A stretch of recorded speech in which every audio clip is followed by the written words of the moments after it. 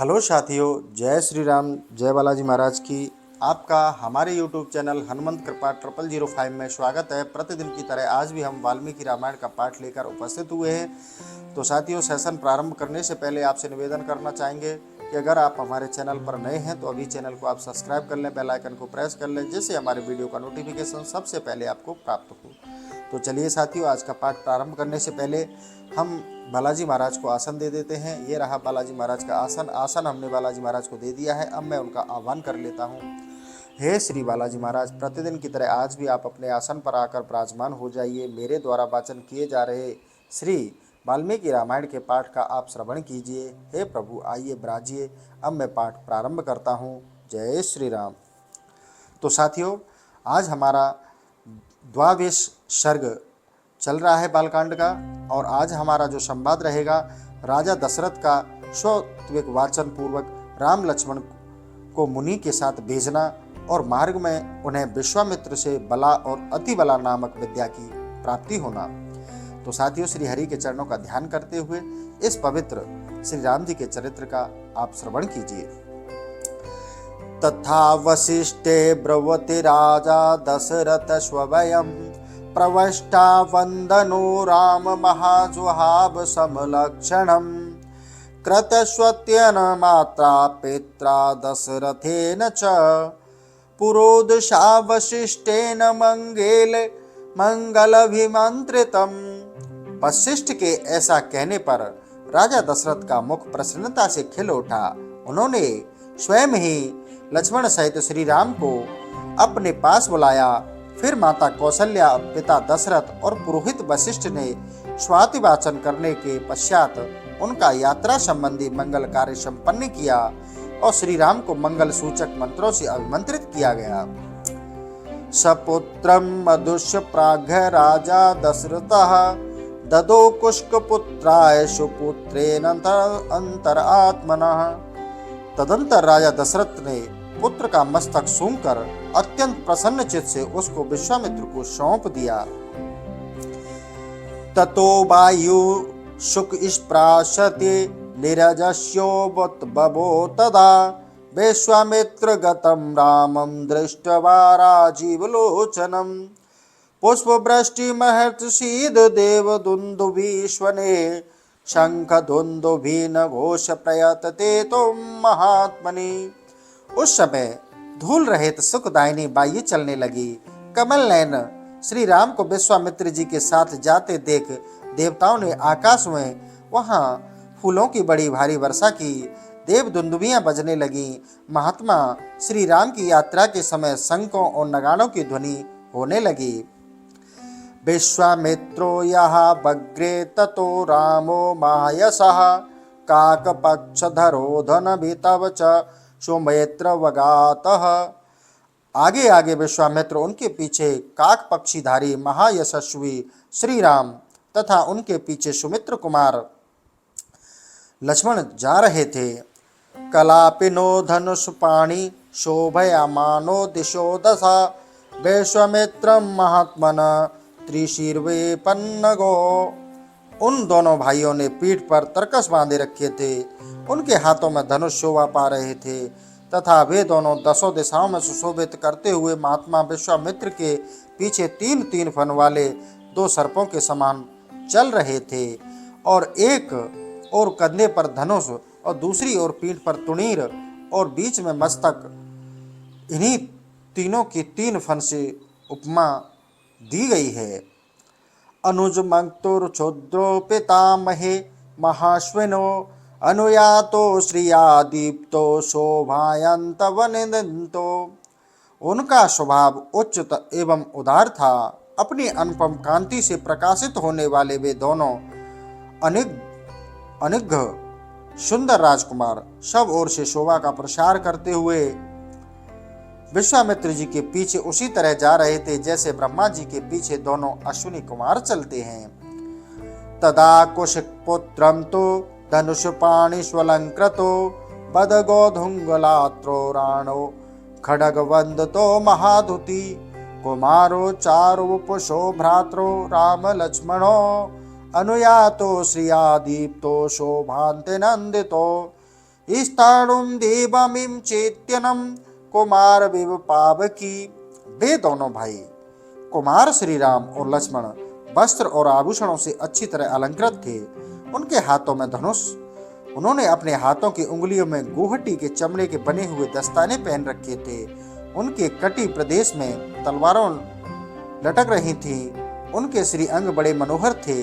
वे महान तेजस्वी श्रेष्ठ वीर अद्भुत कांति से उद्सित हो सब और अपनी शोभा फैलाते हुए कुशिक पुत्र विश्वामित्र अनुसरण कर रहे थे। उस समय वे दोनों वीर अचिंत्य शक्तिशाली स्थाणुदेव महादेव के पीछे चलने वाले दो अग्नि कुमार स्कंद और विशाख की भांति शोभा पाते थे। अध्यर्दियोजनं गत्वा शर्व्या दक्षिणतटे रामेति मधुरां वाणीं विश्वामित्रो भाषतः गुहान वत्स सलिलं भूतकालस्य पर्यः।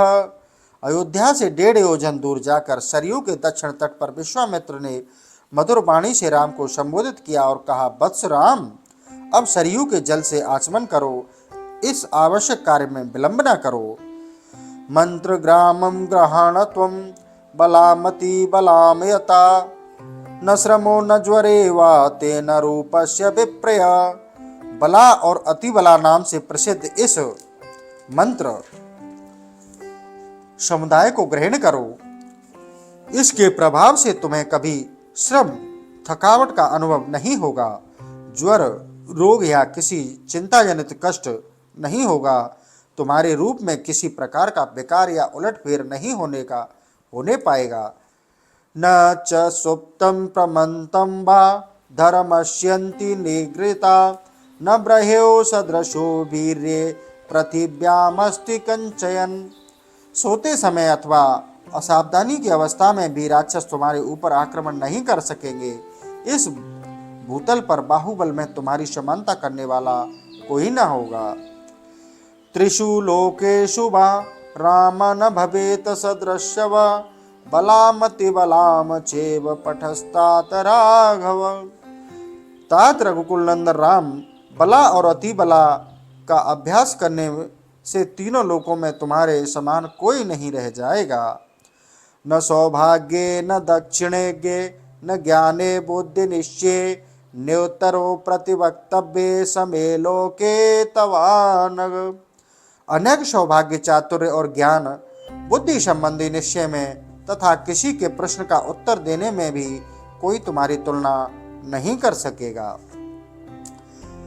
तदत वेद्या द्वये लब्धे न भवेत सदृश्य व बला चाति बला चेव सर्वज्ञानस्य मातुरो। इन दोनों विद्याओं के प्राप्त हो जाने पर कोई तुम्हारी समानता न कर सकेगा, क्योंकि ये बला और अति बला नामक विद्याएं सब प्रकार के ज्ञान की जननी हैं। क्षुप्ति पासे न ते राम भविष्यते नरोत्तम बलामति बला चेव पठस्त्यात राघव। ग्रहाण सर्वलोकस्य गुप्ते रघुनंदन। नरश्रेष्ठ श्री राम तात रघुनंदन, बला और अति बला का अभ्यास कर लेने पर तुम्हें भूख प्यास का भी कष्ट नहीं होगा। अतः रघुकुल को आनंदित करने वाले राम, तुम संपूर्ण जगत की रक्षा के लिए इन दोनों विद्याओं को ग्रहण करो। वेद्यायमधियाने यथाश्चत भवेत भुवि पितामहुसते होते वेद्ये तेजसमनविते। इन दोनों विद्याओं का अध्ययन कर लेने पर इस भूतल पर तुम्हारे यश का विस्तार होगा। ये दोनों विद्याएं ब्रह्मा जी की तेजस्विनी पुत्रियां हैं। राम प्रदान्तुं तव काकुस्थ सदृश्यं हिम पार्थिव कामं बहुगुणाः सर्वे ते वश्य नात्र संशः तपसा संभ्रते चेते बहुरूपे भविष्यतः। कुकुस्थ नंदन, मैंने इन दोनों को तुम्हें देने का विचार किया है। राजकुमार, तुम ही इनके योग्य पात्र हो। यद्यपि तुमसे इस विद्या को प्राप्त करने योग्य बहुत से गुण हैं अथवा सभी उत्तम गुण विद्वान हैं, इसमें संशय नहीं है। तथापि मैंने तपोबल से इनका अर्जन किया है, अतः मेरी तपस्या से परिपूर्ण होकर ये तुम्हारे लिए बहुरूपिणी होंगी, अनेक प्रकार के फल प्रदान करेंगी। ततो रामो जलम स्पृष्ट्वा प्रहष्टवदन शुचिः प्रतिजग्रहाति विद्ये महर्षे भविष्वानः। तब श्री राम आचमन करके पवित्र हो गए, उनका मुख प्रसन्नता से खिल उठा। उन्होंने उन शुद्ध अंतःकरण वाले महर्षि से वे दोनों विद्याएं ग्रहण की। विद्या समुदितो रामः शुभाशुभे भीम विक्रमः सहस्त्राभि भगवान शरदीप दिवाकरः। विद्या से संपन्न होने पर भयंकर पराक्रमी श्री राम सहस्त्रों किरणों से युक्त शरतकालीन भगवान सूर्य के समान शोभा पाने लगे। गुरु कार्याणि सर्वाणि नियोत्यज्य कुशिकात्मजे उषित शाम रजनीम तत्र सरभ्याम सुखम त्रह। तत्पश्चात श्री राम ने विश्वामित्र जी की सारी गुरु जनोचित सेवाएं करके हर्ष का अनुभव किया। फिर वे तीनों वहां सरयू के तट पर रात को सुखपूर्वक रहे।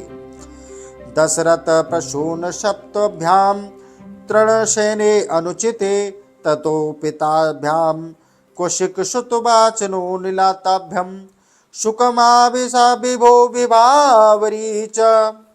राजा दशरथ के वे दोनों श्रेष्ठ राजकुमार उस समय वहां तृण की शैया पर, जो उनके योग्य नहीं थी, सोए थे। महर्षि विश्वामित्र अपनी वाणी द्वारा उन दोनों के प्रति लाड़ प्यार प्रकट कर रहे थे। इससे उन्हें वह रात बड़ी सुखमयी सी प्रतीत हुई। इत्यार्षे श्री रामायणे वाल्मीकि आदिकाव्ये बालकांडे द्वाविश सर्गः। इस प्रकार श्री वाल्मीकि निर्मित आर्ष रामायण आदि काव्य बालकांड का 22वां सर्ग पूरा हुआ। तो साथियों, आज का सेशन यहीं समाप्त करते हैं। कल फिर आपके लिए नए सेशन के साथ उपस्थित होंगे। इसी के साथ जय श्री राम, जय बालाजी महाराज की।